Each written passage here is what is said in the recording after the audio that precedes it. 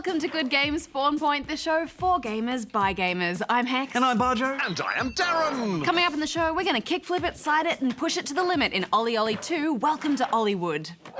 Word.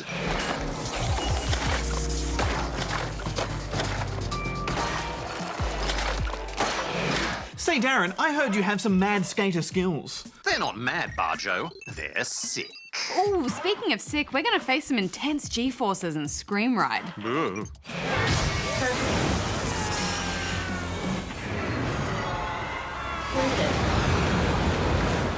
Whoa, guys, do you think this episode could get any more bodaciously radical? Affirmative. Cowabunga. Booyakasha. Yeah. Charge up those neuron spawnlings. It's time for Darren's challenge.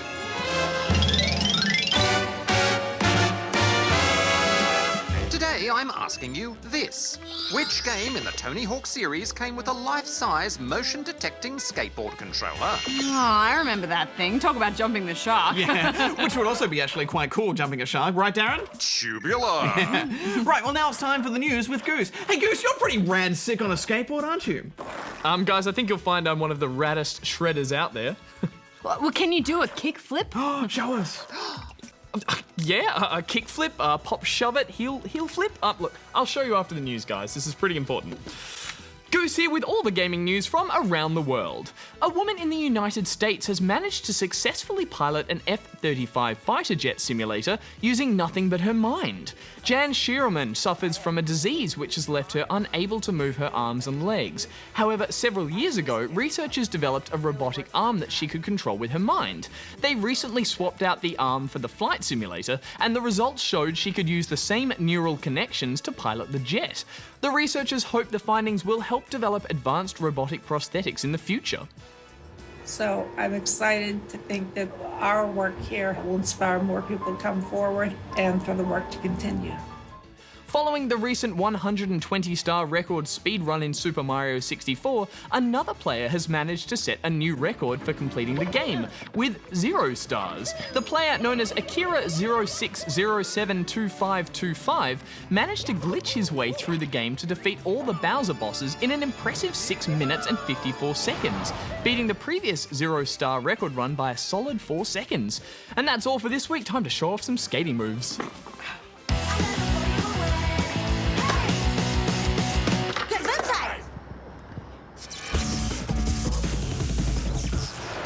I think he needs a little more practice. Yeah. Right, well, thanks anyway, Goose. But now it's time for some virtual skateboarding with OlliOlli 2. Welcome to OlliWood.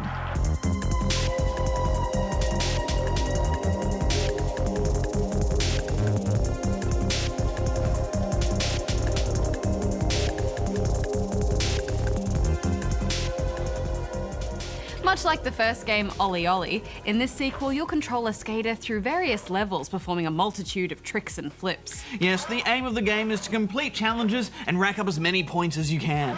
These challenges can range from earning big scores, collecting items throughout the level, or nailing certain tricks in a single combo.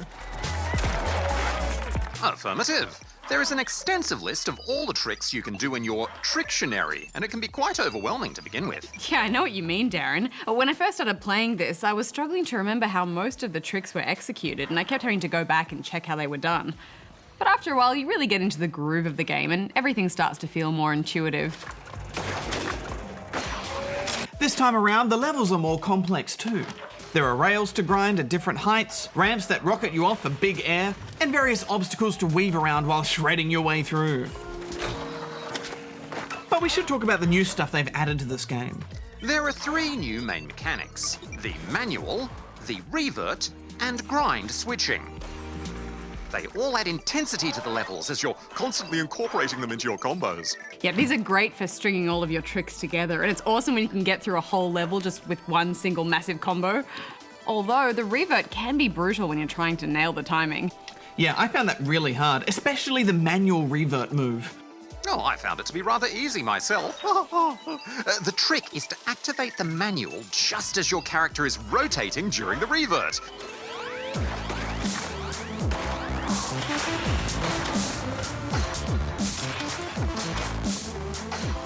timing for this can be a bit difficult for humans. Hitting it too soon or too late can ruin your entire combo. Ooh, the poise. Yeah, I'm still struggling to get it down. Oh, of course you are, Barjo. What do you mean, of course, Darren? Oh, nothing. We're all very proud of you, Barjo.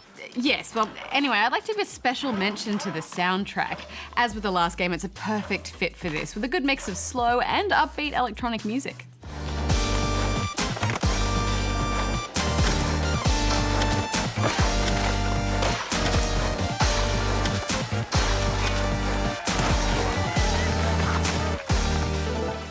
I think there was even a dubstep track or two. Did you say dubstep?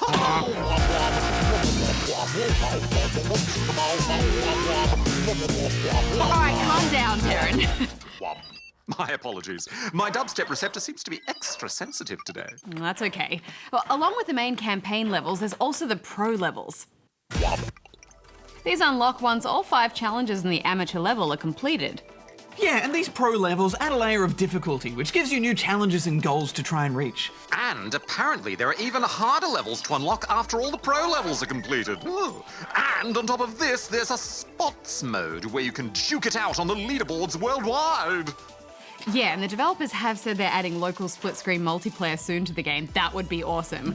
But we should wrap this up, guys. What are you giving it, Barjo? Well, the mechanics of this game are pretty much perfect. I'm giving it 4 out of 5 stars. Yeah, this is a well-deserved sequel, and I had an awesome time, so I'm giving it 4 out of 5 stars as well. All right, Darren, it's time for you to dub skate off to do your Darren report. He does like to drop the bass. He does. Better than dropping the ball, Barjo. Wob.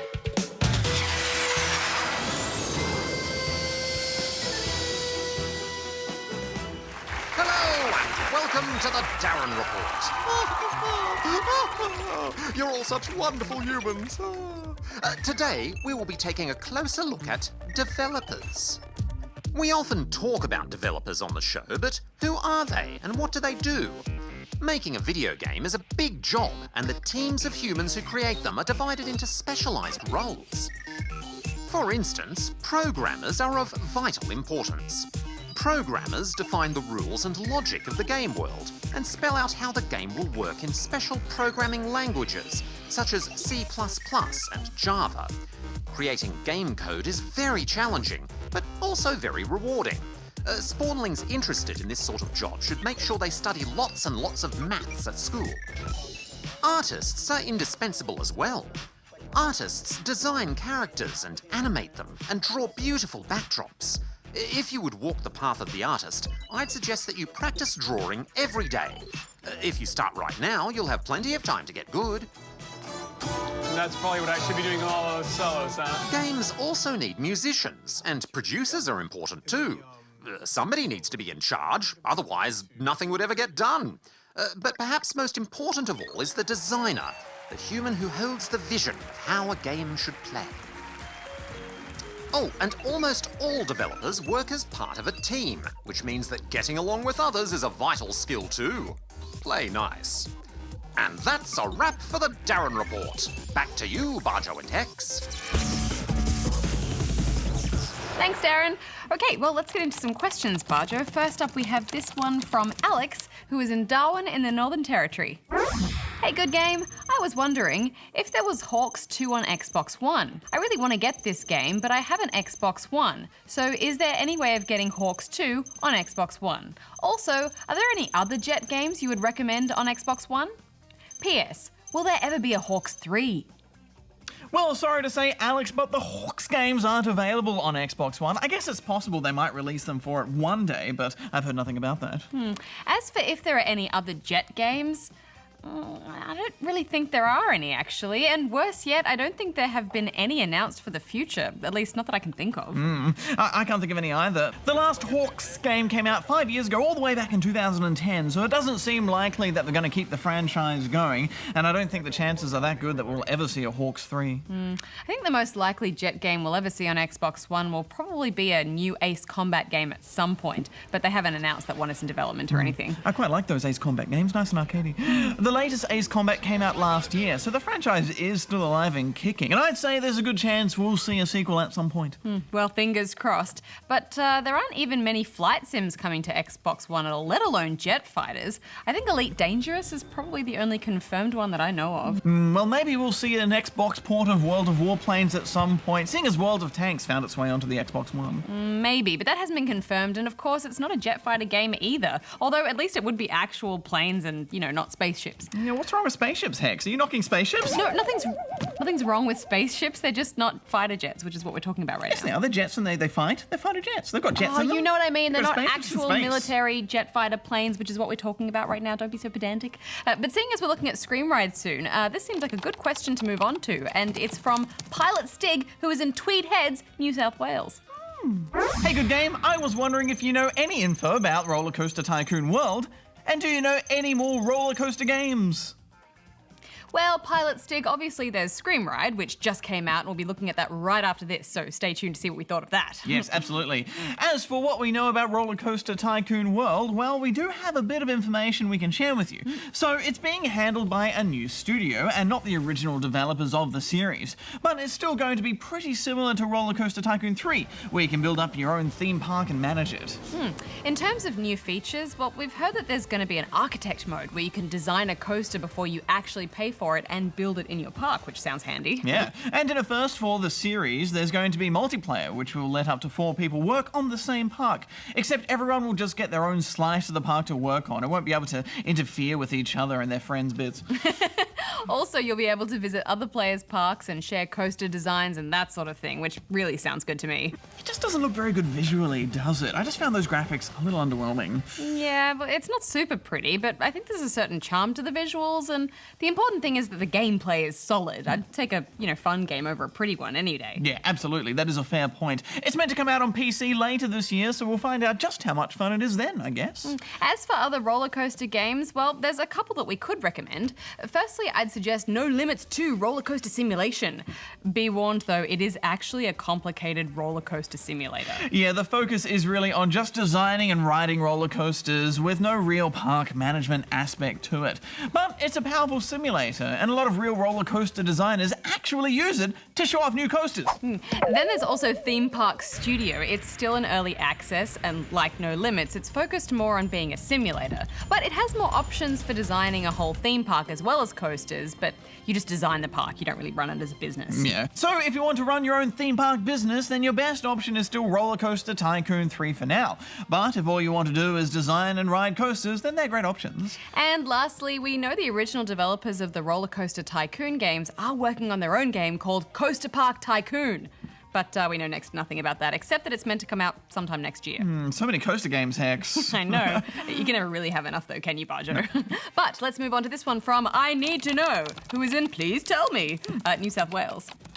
My favourite roller coaster game is Theme Park. We actually built a theme park, it's the original theme park game. Yeah. I had it on my Mega Drive. And what I would do is, I would make all the drinks really expensive and make all the chips really cheap, but I'd put heaps of salt on the chips, so then people wanted to buy the drinks. And I thought that was a great idea, but then everyone just vomited everywhere. Just all over the place. Kind of get what you deserve from that. Yeah, made a lot of money though. Yeah, but then you would have spent it all on staff to clean up all the I vomit. need a lot of vomit cleaning staff. Yeah. Vomit's gross. Yeah, vomit is gross. Hope we don't see any vomit today. Yeah. What is region lock and why does it occur?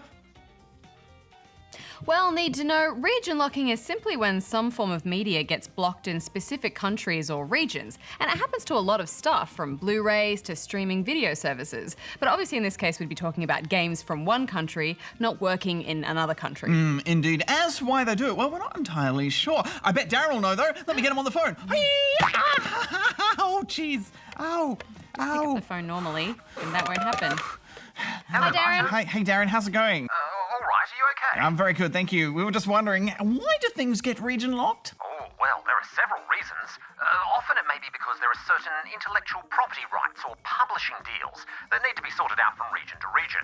Or it may be so a publisher can control local pricing and stop people from importing games at a cheaper price. However, there's never been a great reason for it, and as a result, neither the PlayStation 4 nor the Xbox One enforces region locks. Nintendo hardware, however, continues to enforce them. Well, how come Nintendo still does it? I couldn't say, Hex. However, Nintendo's president, Satoru Iwata, has stated the company is willing to rethink the policy in the future. Oh, I hope so. Well, thank you for that, Darren. Oh, anytime. Are you sure your hand's okay? Yeah, I'm good. We'll see you soon. You should have it looked at. Okay, well, bye. Very concerned of Darren. It's a dangerous phone. Lovely robot. Okay, well, I think we have time for just one more question, so let's go with this one from Lana, who is in Melbourne, Victoria. Do you need a bandage? This is just hurting it more.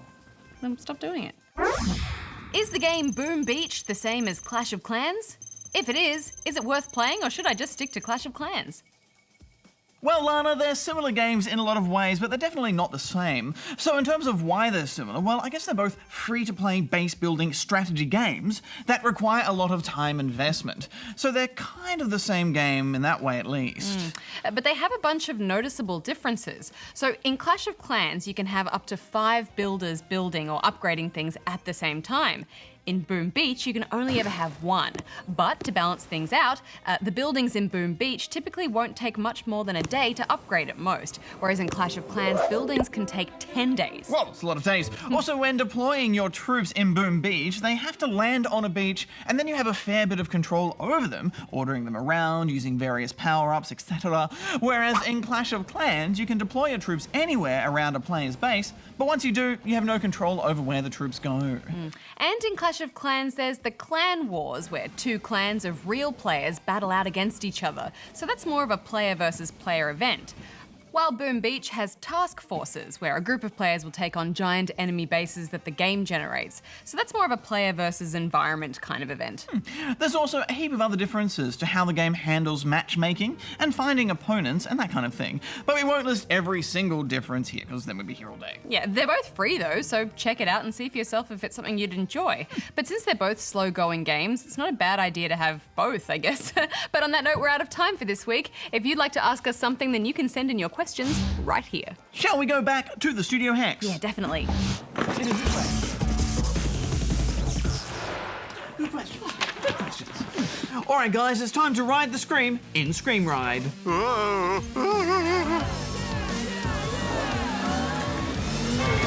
Perfect.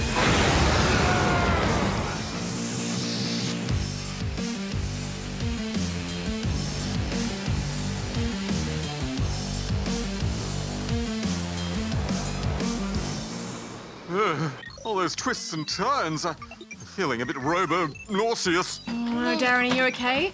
You're not going to robo-spew everywhere again, are you? Negative, I'll be okay. It's all right, Hex. I've got some RoboSpew protective gear. Oh, good thinking. All right, Darren, well, you just take some deep breaths and let us know if you're feeling a bit woozy, okay? Okay. On with the review. Screamride comes to us from the creators of the original Rollercoaster Tycoon games. And while there are definitely a lot of roller coasters here, this is a very different type of game from those. Yes, there's no tycooning inside, is there? Instead, we find ourselves at a corporation known as Screamworks, where apparently they're trying to further humanity by riding roller coasters and blowing things up. Link destroyed. It's a ridiculous premise, and the developers know that, but that's about all the story they needed to come up with. The career consists of 3 different games. There's Scream Rider, where you control a coaster and try to get a fast time while staying on the tracks and dodging obstacles.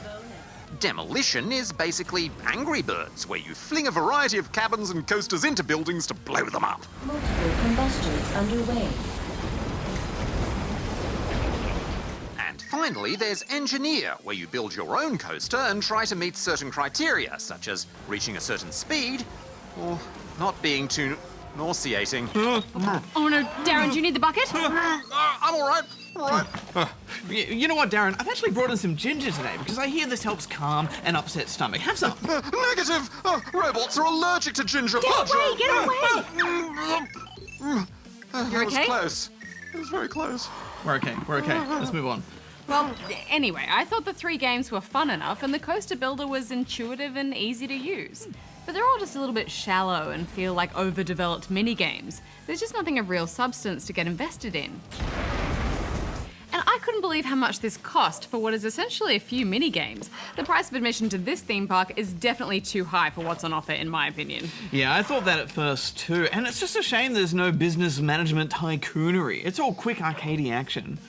But then, after a while, I actually started having a really good time with this, Hex. The three modes mix things up nicely, and I found myself always having one more go to try and get that perfect score. Retrying level. And that destruction hex. I could watch dem buildings fall down all day.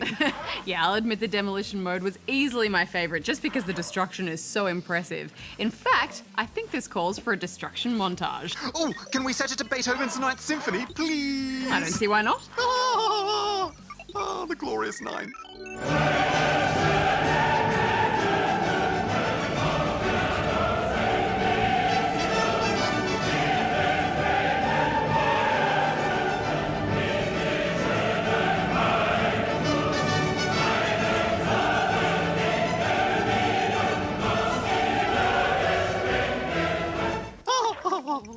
Seems to have perked you up a bit, Darren. Oh, affirmative. Nothing like a bit of mindless destruction to settle my cause, Barjo. Now, on with the review. Outside of the campaign, there's also a Sandbox Mode where you're free to build your own levels or coasters and share them online. But you'll need to unlock most of the interesting items within the campaign before you can use them in the Sandbox Mode. I always appreciate a good level creator, and it's easy to browse through others' creations too, so that was nice to see.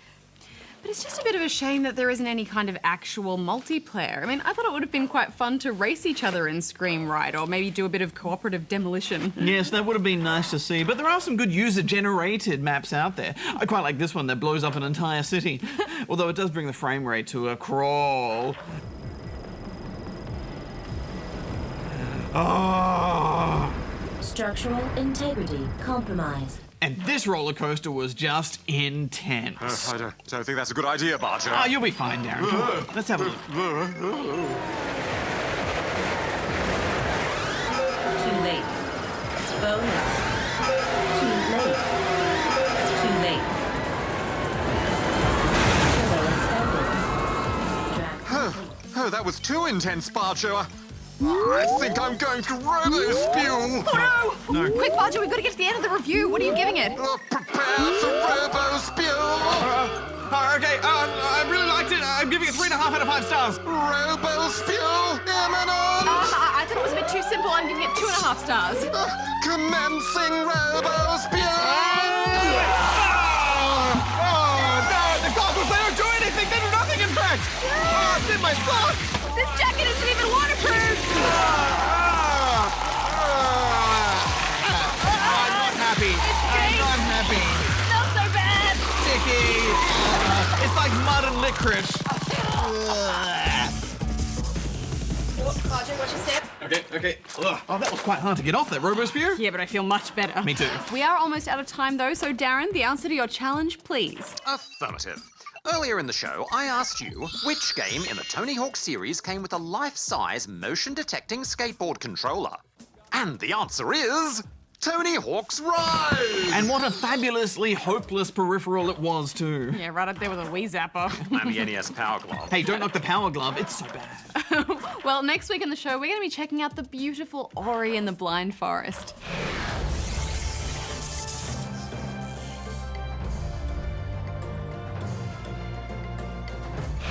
Plus, Hex and I go head-to-head again in another Spawn Point League. Yeah, who knows what crazy rules Darren will make us adhere to next. Yeah. Well, until then, Barjo out. Hex out. Darren out. Who's going to clean up all this robo-spew? Oh, yeah. Oh, it's all been taken care of. Goose! Oh, hi, Goose. Hi guys. Oh, thanks for doing this. I hope you weren't busy. Well, I had games to play, guys. Oh, it's everywhere. We'll totally help you, but we're just so tired from all the games I know. we've been It's playing. just it's. Careful, careful, careful. Oh no!